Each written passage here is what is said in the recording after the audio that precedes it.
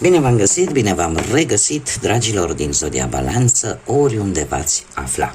Bine ați venit tuturor pe canalul meu, Tarot Flori de Loto. Eu sunt Nina, pentru cei care nu mă cunosc, și ca de fiecare dată mă bucur să vă am alături, atât pe dragii mei abonați, cum de asemenea și pe toți cei care poate sunteți pentru prima oară aici pe canal.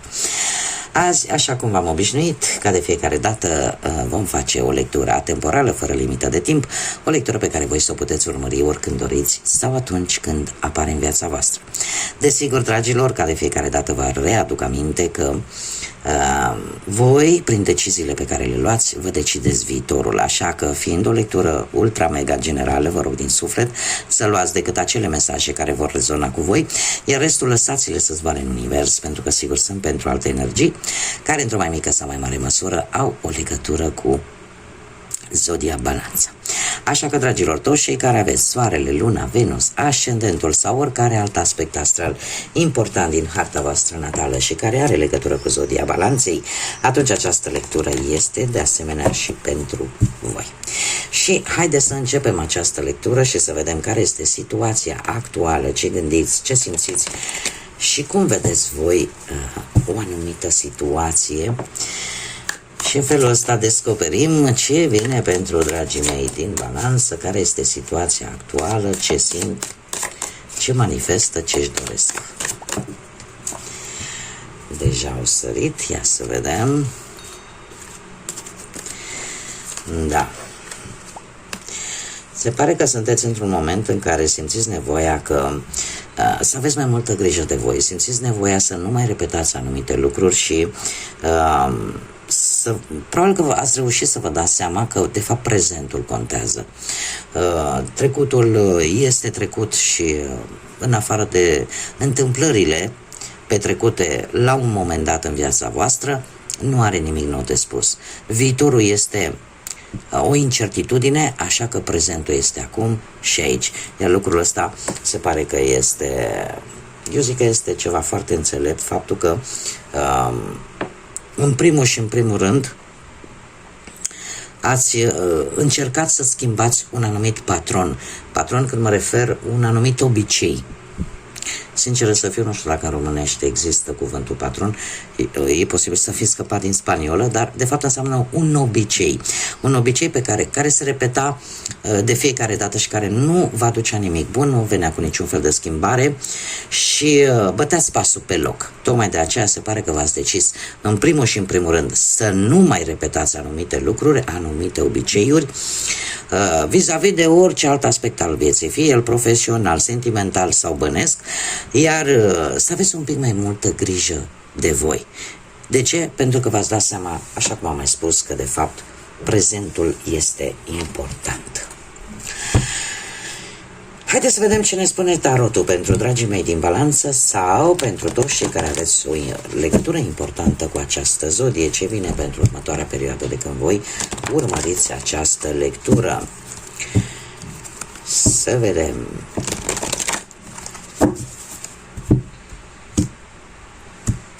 Și începem, desigur, cu viața profesională.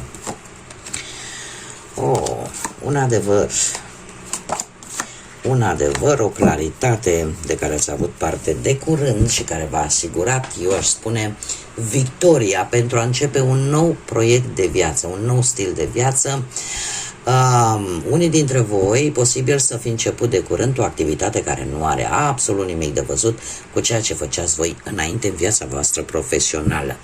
Dar, per general, aveți o siguranță că ceea ce faceți este corect, ați descoperit poate un adevăr vis-a-vis de o anumită situație legată de muncă, ați văzut lucrurile mult, mult mai clar. În prezent, tocmai pentru că ați avut parte de această trezire, ca să zic așa, de această transparență vis-a-vis de o anumită situație profesională, în prezent cu lumea, se pare că sunteți la un final și un nou început de drum pe parte profesională. Lumea este cartea care anunță un sfârșit, dar și un nou ciclu, o nouă etapă în viața voastră. De data aceasta pe plan pe planul muncii. Se pare că în sfârșit începi să vezi anumite rezultate bune vis-a-vis de un proiect, de un plan pe care tu ți l-ai propus, l-ai făcut, la care ai muncit destul de multă vreme, aș spune, și care a necesitat foarte multe sacrificii.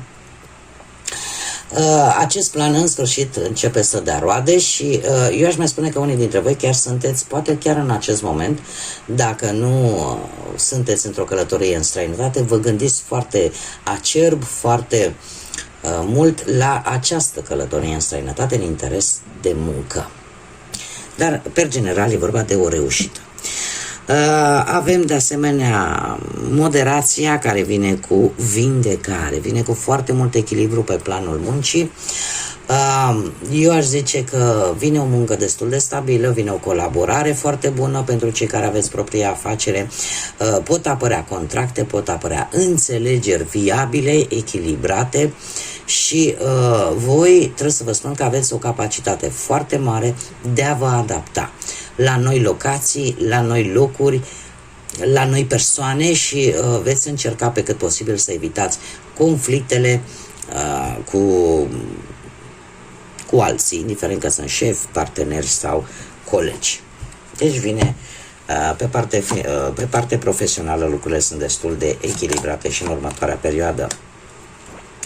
Haideți să vedem cu bănuții. Cu bănuții, parte financiară. Ați avut parte de o schimbare. Nu știu dacă nu cumva ați renunțat la o anumită sumă de bani. De ce? A existat nu neapărat cum să zic eu, voi ceva ați investit în ceva anume.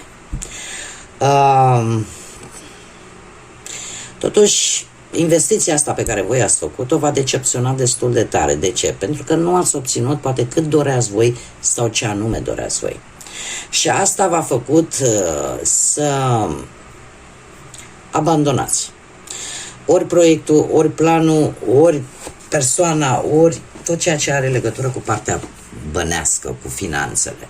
Pentru că ți-ai dat seama că, sau poate proiectul în sine l-ai abandonat pentru că ți-ai dat seama că nu va funcționa sau că nu îți mai aduce nimic bun. Lucru care, cu acest 9 de spade, trebuie să vă spun că în acest moment vă creează destul de, vă dă un pic bătăi de cap. De ce? Ori trebuie să așteptați și așteptarea asta este foarte dificilă. Ori aveți parte de gânduri negre, nu reușiți să dormiți noaptea, vă tot încearcă o stare de frică, de teamă. Trebuie să vă spun că e o cauză externă. Și următoarea perioadă pentru voi este foarte bine că este așa. Mi apare o energie de apă, Racteș sau Scorpion. O energie care va veni cu un alt vibe, cu o altă vibrație. Este o veste bună pe care o puteți primi de la cineva posibil dintr-o zodie de apă, nu e obligatoriu fiind o lectură, cum am mai spus, foarte generală, dar este cineva care vine cu o veste bună, care va găsi o soluție pentru a îmbunătăți partea materială. De asemenea, va fi foarte importantă relația cu o persoană, care poate să fie ori familiar, ori vreun asociat, care te poate ajuta să rezolvi toată această problemă. Mergem mai departe. Mergem mai departe pe plan sentimental. Pe plan sentimental, cei care sunteți deja angrenați într-o pereche. Dragilor, voi ați avut o realizare, nu știu dacă a fost sub forma unui eveniment în familie, că e vreo naștere, vreun botez, vreo nuntă, vreo cununie sau pur și simplu relația voastră cu ceva timp în urmă a avut o intensitate atât de bună, atât de pozitivă și atât de armonioasă. În prezent, se pare că sunteți în punctul în care trebuie să luați o decizie importantă pentru voi. Trebuie să faceți o alegere în care e posibil să apară un compromis important. Se pare că voi, cel puțin, sau persoana voastră, sau poate chiar amândoi, sunteți dispuși să faceți o schimbare importantă și să comunicați. Nu știu dacă zodia Gemeni vă spune ceva, Dar am aici și zodii de pământ, Taur, Fecioară sau Capricorn. Următoarea perioadă pentru voi, se pare că în funcție de această alegere pe care voi o veți face sau tu o vei face, avem o regină de monede. O regină de monede care îmi spune că e un timp tare bun pentru a încerca un pic să vă mai distrați, să mai ieșiți în doi, să încercați așa să petreceți timp împreună. Este legat de această decizie.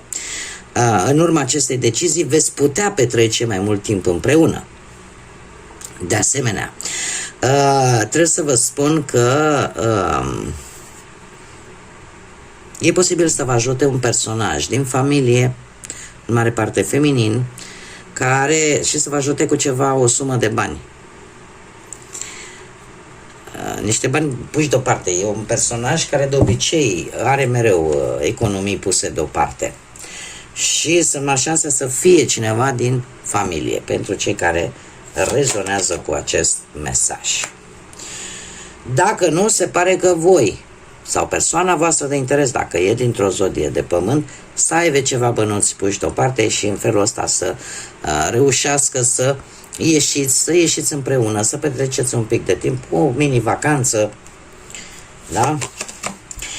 Bun, haideți să mergem mai departe. Cei care sunteți singuri, viața sentimentală pentru cei care sunt singuri. Dragilor, voi aș zice că ați avut o perioadă în care ați fost atrași foarte tare de cineva, dar mai mult pe parte intimă, nu neapărat pe parte emoțională. Deci ce v-a atras fizicul, v-a atras senzualitatea, chimia dintre voi, dar cam atât. În acest moment, cu acest 3 de monede, se pare că e posibil să mai apară o energie. Dacă nu a apărut deja, poate chiar la locul de muncă unde voi vă desfășurați activitatea. Sau poate în timp ce vă căutați de muncă. Sau pur și simplu sunteți hotărâți să v-ați făcut voi un plan așa, care are legătură cu viața voastră sentimentală și vreți cu tot din adinsul să vă iasă. Posibil să cereți ajutorul unor prieteni, unor alte persoane din anturajul vostru. Dacă vă iese sau nu acest plan, trebuie să vă spun, îmi spun cărțile că da. În următoarea perioadă avem un as de cupe care ne vorbește, culmea, despre iubire, despre dragoste. Dacă poate la început, nu știu, a fost decât atracție, o chimie între voi, se pare că se poate transforma într-o nouă iubire, o nouă relație, un nou început. Apar sentimente, apare o conexiune foarte profundă. Da? Asul de cupe este cartea care anunță acest lucru. Da? Este cartea cu un mesaj pozitiv în dragoste pentru relații noi. Bun, haideți să vedem ce mesaj au fazele lunare pentru voi, dragilor din Balanță, pentru următoarea perioadă. Un mesaj, te rog. Și avem o lună plină în Scorpion. O lună plină în Scorpion care ne vorbește de a respira dincolo de toate tensiunile care te pot încerca în această perioadă. Este un îndemn, fiind o lună plină, știm cu toții, dacă nu știm, eu vă mai spun, îmi fac datoria și vă spun, în nopțile cu lună plină ne putem pune dorințe, da? Doar că aici intervine acea frază binecunoscută, ai grijă ce-ți dorești, pentru că s-ar putea să ți se întâmple. Încercați să respirați profund, încercați să vedeți dincolo de toată încărcătura emoțională negativă, de toată energia negativă care vă poate înconjura și vă poate apăsa și fiți precum un scorpion. Scorpionul este renumit pentru puterea sa de transformare, este una din zodiile foarte puternice ale zodiacului. care are o, cum să spun eu, are o mare capacitate de a căuta adevărul, de a-l scoate la lumină și cumva face lucrurile cu foarte mare intensitate. Tocmai de aceea are și acea putere de regenerare. Da? Se spune despre un scorpion. Scorpionii în general au foarte multe provocări de-a lungul vieții. De ce? Pentru că au aceasta și trec de fiecare dată prin chestiuni destul de complicate, pentru mulți poate de netrecut, dar el cumva reușește să o facă și cumva acest mesaj e pentru voi. Da? Încercați oarecum să nu vă consumați toată energia pe care o aveți în lucruri care vă aduc foarte multă tensiune, care vă aduc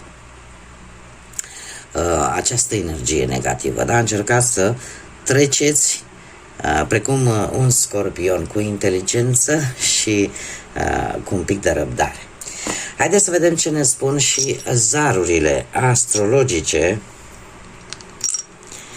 pentru voi, dragilor din Balanță, sau cu legături importante în această zodie pentru următoarea perioadă de când urmăriți această lectură. Și avem casa 11,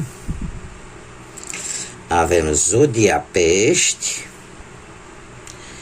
și avem pe Venus. Cred că este Venus, sper să nu mă înșel. Nu. Așa, nu e Venus. Cum sunt poziționate pe zaruri. Este Marte. Exact. Foarte interesant chiar. Casa 11. Casa 11 ne vorbește în general de lucrurile care te-au prins surprindere, de noroc, de surprize care vin în viața ta. Este partea ta norocoasă. De asemenea, ne mai poate vorbi și de evenimentele sociale, de petreceri care te-au prins surprindere.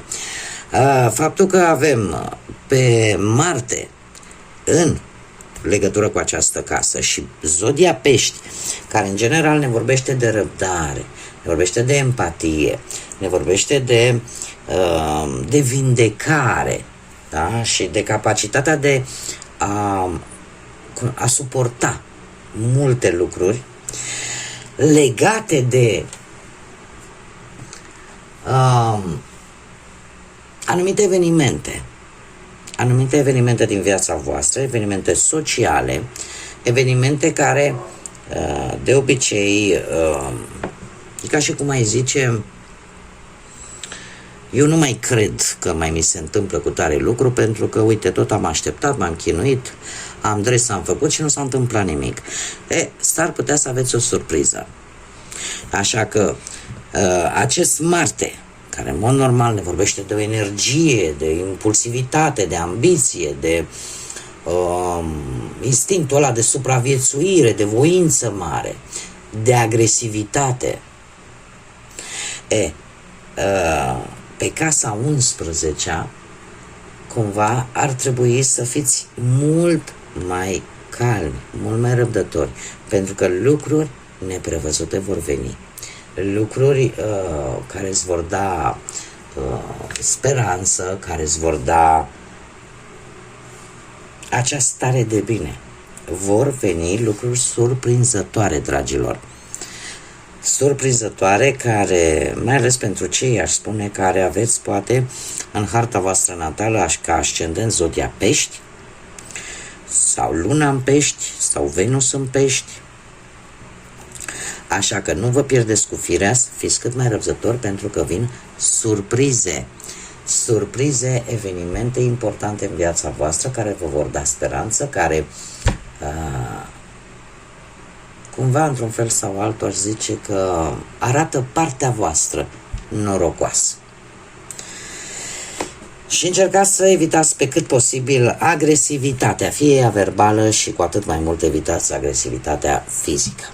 Bun, dragilor, cam atât am avut pentru voi. Eu vă mulțumesc tare mult pentru prezență, mulțumesc din suflet tuturor pentru aportul vostru prin intermediul comentariilor, like-urilor, distribuirilor și a simplului fapt că v-ați abonat. Mii de mulțumiri tuturor. Invit, desigur, pe toți cei care încă nu au făcut-o, și dacă vă plac lecturile mele, eu vă aștept cu mare drag aici. Până data viitoare când ne vom reîntâlni, numai bine vă doresc să aveți parte de tot ce e mai frumos, să fiți cât mai echilibrați, cât mai liniștiți, să aveți pace în suflete și în gânduri și, desigur, să fiți iubiți, dragilor.